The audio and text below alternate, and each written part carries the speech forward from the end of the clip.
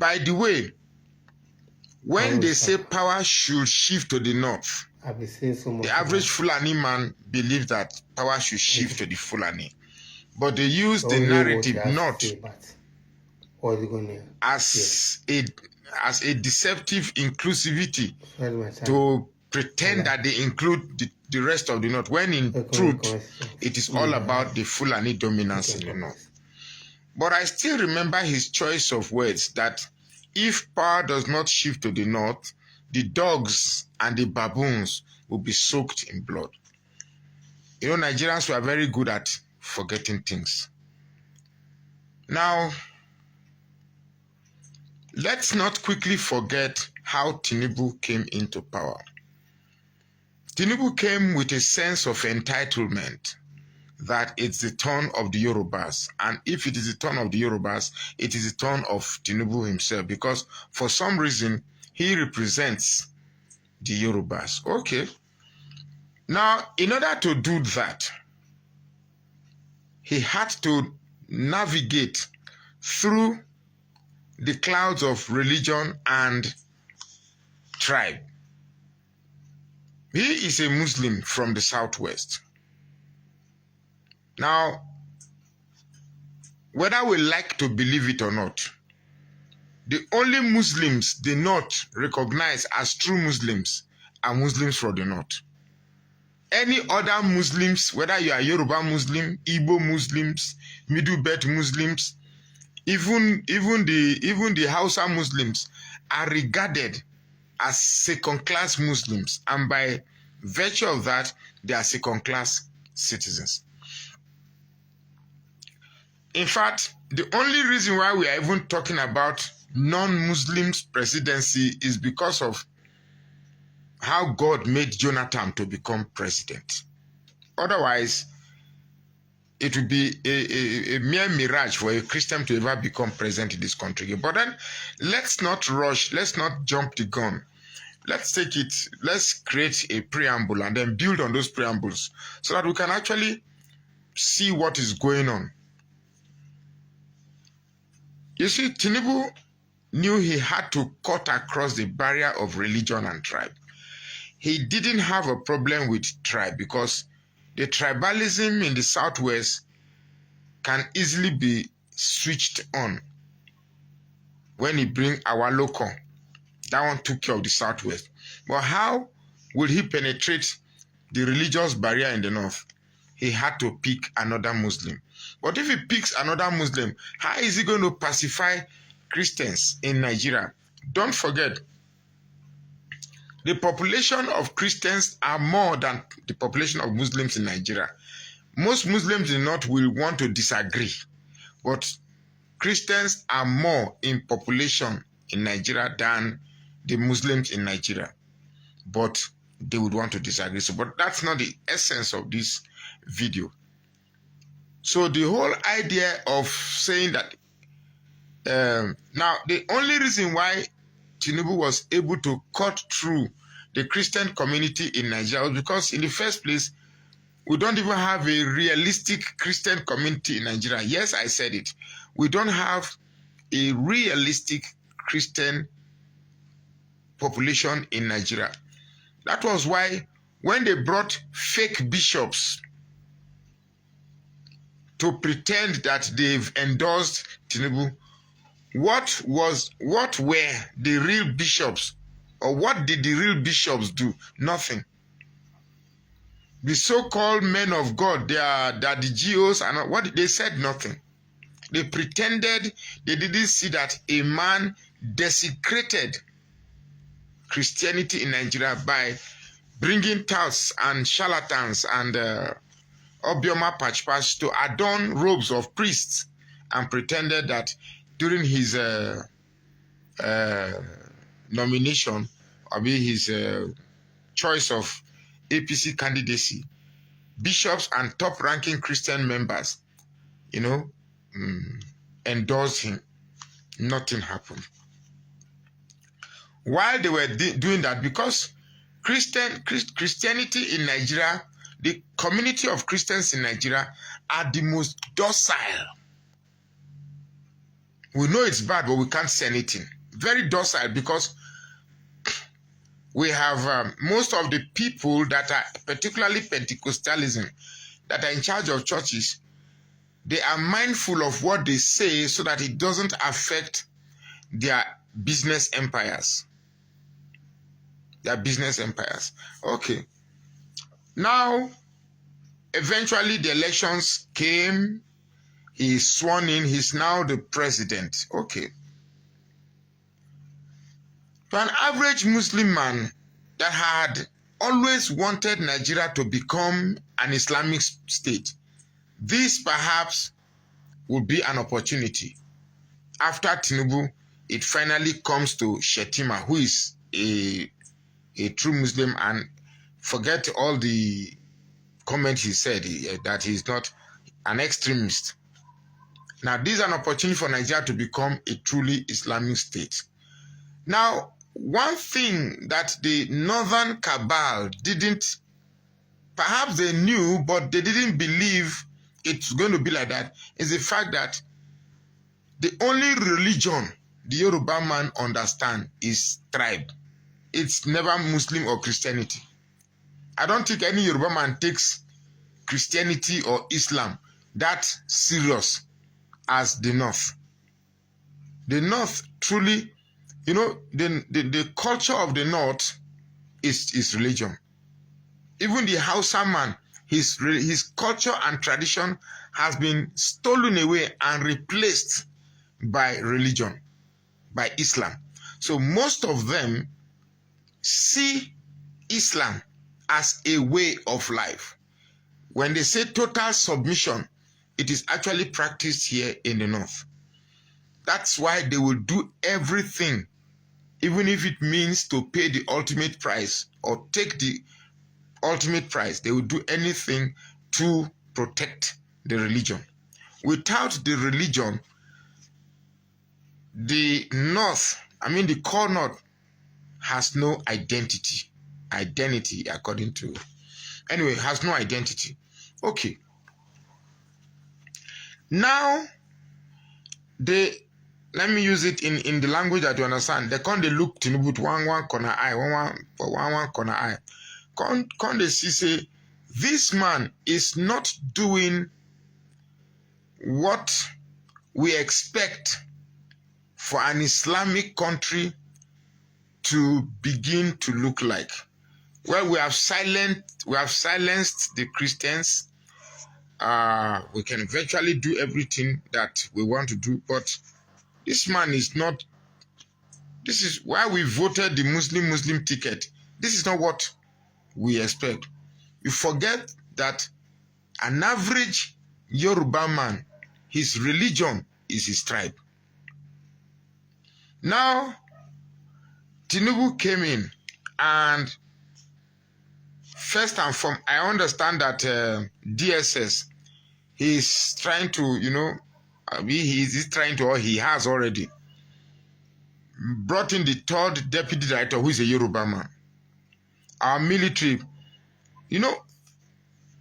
one thing I hate about discussing with people who say that, well, because this man did it, therefore I can do it. We claim to be more educated than the North, yet we justify our ineptitudes with what your predecessor has done. At the end of the day, what really suffers is the country. Now, I live in a suburb. This house is in a suburb. I'm surrounded by, where I'm staying now, I want you to take me literally. Where I'm staying, I'm surrounded by mud houses, very low income earners. Trust me when I tell you that every morning, as soon as I opened my door, I will get about 3 or 4 people waiting for me to wake up because they want to beg for food. Even if it's just 1 mudu of gari. So what I do every day is at least I buy 3 or 4 mudu of gari and keep in the house. If I have money to give, I give. If I don't, I say, as I'm talking to you now, I have about 4 measures of gari that I've tied in leather. So that, because I have this type of, you may believe me or don't or not, I have this sympathetic spirit. I have this sympathetic spirit that it takes a bold heart to go and meet somebody with a hungry, give us food. There's one guy that used to do presentation in Yoruba in that time that I had Obidati online campaign TV. He does a program in Yoruba. Eventually, when they swore Tinubu in, he was one who first came and said, let us support Tinubu, at least he's our brother. I said, I don't do this our brother nonsense thing. Eventually, he's always here coming to say they are hungry. Please help me with money. I still give if I have.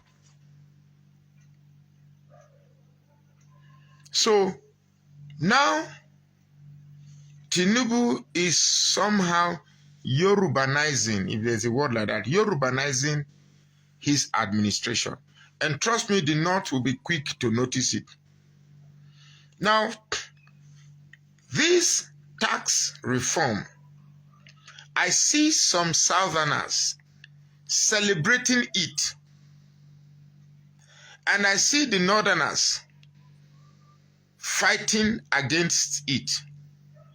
And because for the first time, we see Northerners crying over what a Southern politicians have done, even though I know that most of the Yorubas don't see themselves as Southerners. They prefer to be known as Southwesterners. They have never seen us, Southwest and Southeast and South-South. They've never seen that psychological camaraderie existing about us. They don't fight for it. It's only us. That I say. Please, if you watch me, do not be offended when I say things like this. I hate to pretend. I don't know how to pretend. So please forgive me if I say it the way I see it, the way it appears. I do not like to adulterate narratives to please my listeners. I want to say it the way it is. You get me? Now, the tax reforms of people are saying, tax of beer, you destroy beer, but you want beer from... Look, I am not a fan of the tax reform.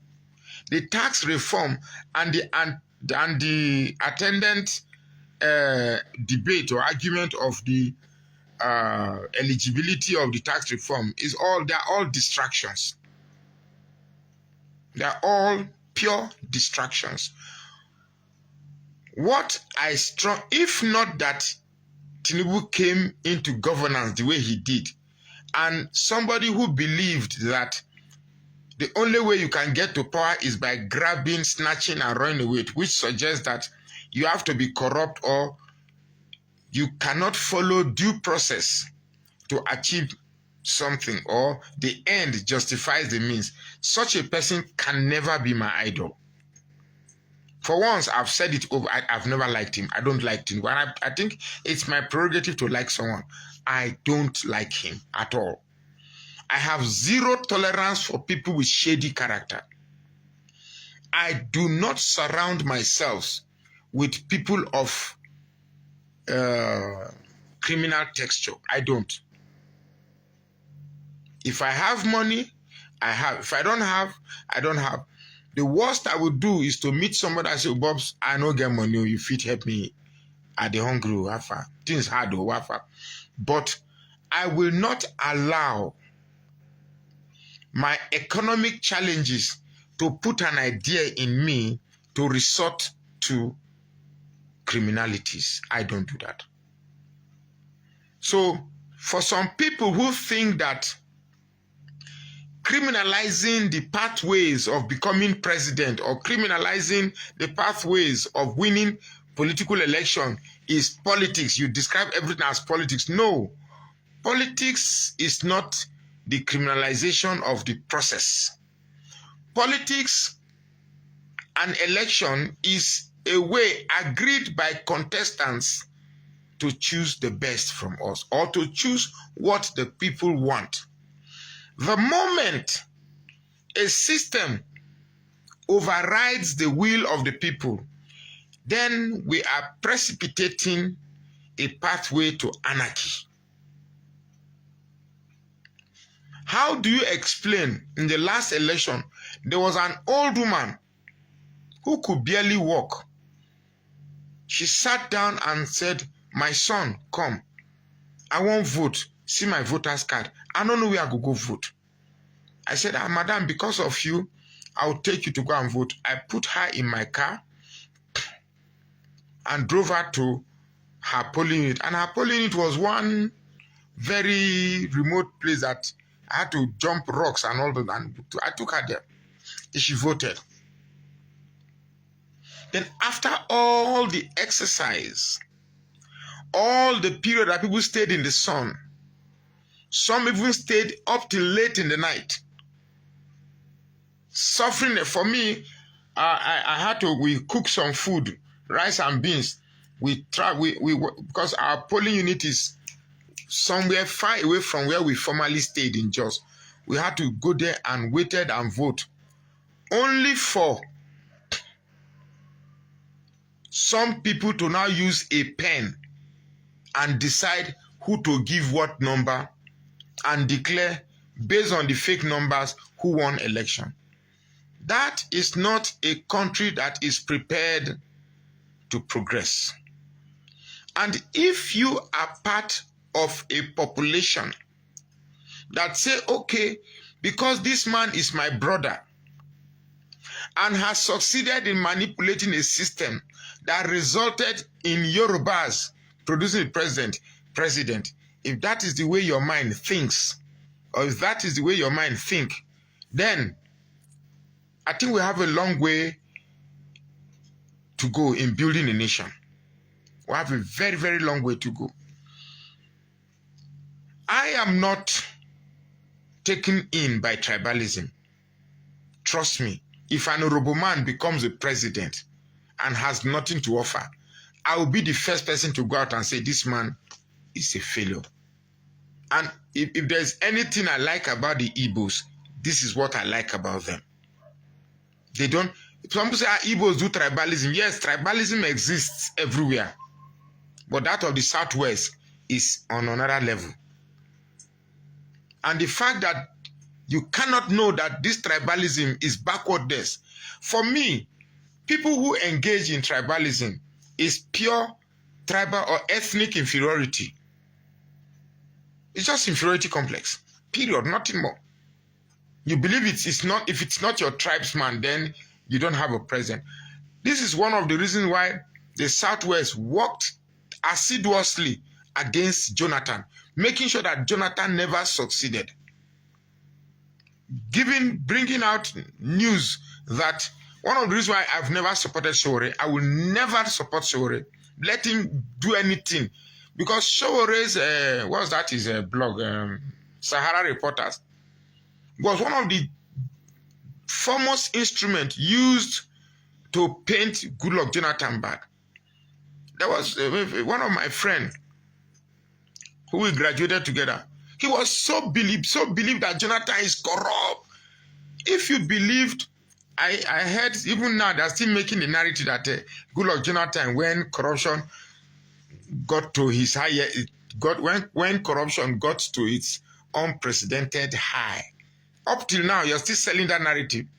If Goodluck Jonathan's time we had corruption at its unprecedented high, what would you say now? What would you say now? Now, the type of corruption we have now are the type of corruption that it has.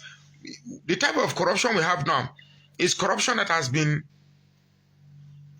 dressed and painted to look beautiful. We have beautiful corruption that we admire. Oh, this guy, just see my friend is into Yahoo. Say, hey babe, how far? What do you do? Well, I'm into Yahoo. We've come to an era where criminality now looks beautiful. We've dressed criminality in such a way that it is now appealing. It is no longer a thing to be ashamed of. Our young ones are now more interested in making money than in building their innate capabilities. So when you see news on social media or other forms of medium saying that a young man was caught with the head of his girlfriend in a bag, or somebody unalive his girlfriend for rituals, what do you expect? What do you expect? You see, some of you living abroad,